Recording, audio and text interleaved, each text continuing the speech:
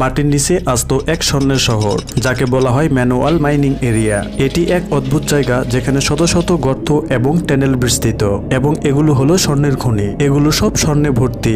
তারা স্বর্ণ মিশ্রিত পাথর উত্তোলন করে এবং এগুলো পরিশোধন করে স্বর্ণকে আলাদা করে ব্যবহারের উপযোগী করে। মাটির নিচে অক্সিজেনের ঘাটতি থাকায় তারা এই অদ্ভুত পদ্ধতিতে মাটির গভীরে অক্সিজেন সরবরাহ করে। আমরা 24 ঘন্টা নিচে থাকি, ওখানে নিচেই খাওয়া দাওয়া করি, আমরা ওখানে চাও পান করি এবং আমরা ওখানে নিচে ঘুমাই। আমরা উপরে আসা ছাড়াই নিচে 2-3 দিন থাকতে পারি, ঘুমাই আবার উঠি। আমরা নিচে 24 ঘন্টার জন্য থাকি। আমরা নিচে খাবার সহ আমাদের প্রয়োজনীয় জিনিস নিয়ে যাই। এই যে টানেলটি, এই দিকে একটা টানেল আছে, আরো একটি এবং আরো একটি। এই পাথরগুলোর মাঝে স্বর্ণ আছে। টানেলের ভেতরে টয়লেটও আছে। নিচে যেন একটি শহর। এই দিক দিয়ে নিচে প্রবেশ করি এবং ওই দিক দিয়ে বের হই।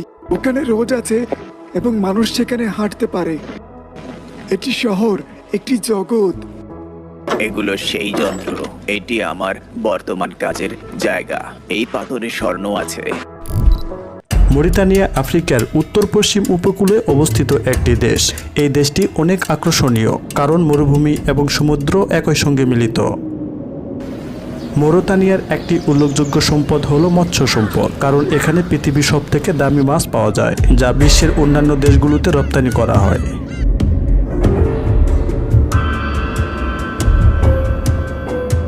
দেশটির অর্থনীতি মূলত খনিজ সম্পদ, বিশেষ করে লোহা, আকরিক, স্বর্ণ ও তেলের উপর নির্ভরশীল। মরিতানিয়ার বেশিরভাগ ভূখণ্ড মরুভূমি ও আধা মরুভূমি, যেখানে সাহারা মরুভূমির বিস্তার রয়েছে। মরিতানিয়া খনিজ সম্পদের মধ্যে সবচেয়ে গুরুত্বপূর্ণ হল লোহা।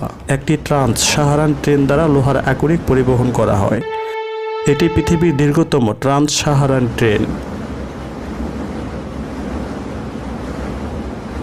তারা বিশ্বব্যাপী রপ্তানি করে লোহা, কপার, ফসফেট এবং স্বর্ণ। মরিতানিয়ার অর্থনীতিতে স্বর্ণের অবদান অনেক। স্বর্ণ উত্তোলনের জন্য একটি বিশেষ গ্রুপ প্রতিষ্ঠিত রয়েছে। মরুভূমির একটি বিচ্ছিন্ন এলাকায় স্বর্ণের খনি অবস্থিত। এই লোহার কপিকলের সাথে দড়ি বাঁধা থাকে। খনন কাজের জন্য তারা এটি ব্যবহার করে। খনন কাজের কারণে অনেক মানুষ মারা গিয়েছে, তাই এই খনন কাজে অনেক দক্ষতা এবং অভিজ্ঞতার প্রয়োজন পড়ে। এই অঞ্চলগুলো ভয়ানক গর্ত দ্বারা বিস্তৃত। রাতে চলাফেরা নিরাপদ নয়। অন্ধকারে গর্তে পড়ে গেলে বেঁচে থাকা আর সম্ভব নয়। খনির পাশে একটি ছোট্ট মসজিদ রয়েছে। যখন নামাজের সময় হয় তখন সবাই তাঁবুতে গিয়ে নামাজ পড়ে। নামাজ না পড়া পর্যন্ত খনিতে যায় না। তারা এই মরুভূমির মাঝেও নামাজকে ভুলে যায়নি। এখানে সবার একটাই উদ্দেশ্য, শুধু স্বর্ণ সংগ্রহ করা। স্বর্ণে পরিপূর্ণ পাথরগুলো পরিশোধন করার জন্য একটি শহরে পাঠানো হয়, যার নাম আলকেমি।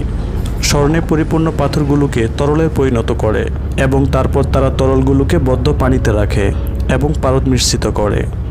এটি যেন একটি ওপেন এয়ার ফ্যাক্টরি। মরিতানিয়া একটি চমৎকার দেশ। এখানকার প্রতিটি পরিবারের কেউ না কেউ স্বর্ণ নিষ্কাশনের সাথে জড়িত। এই চৌবাচ্চাগুলো পারদ মিশ্রিত।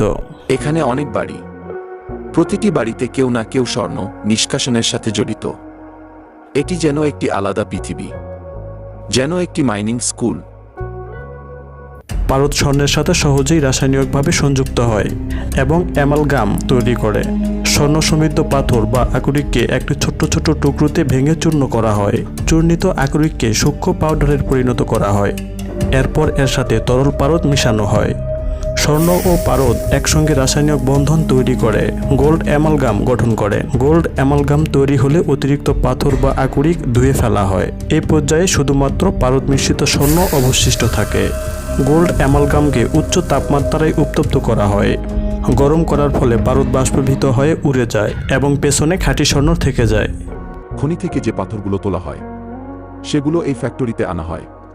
তারপর এগুলোকে ভেঙে পানির সাথে মিশিয়ে পাথর থেকে স্বর্ণকে আলাদা করা হয়। এটিই হলো আমাদের রাষ্ট্রের খনিজ সম্পদ।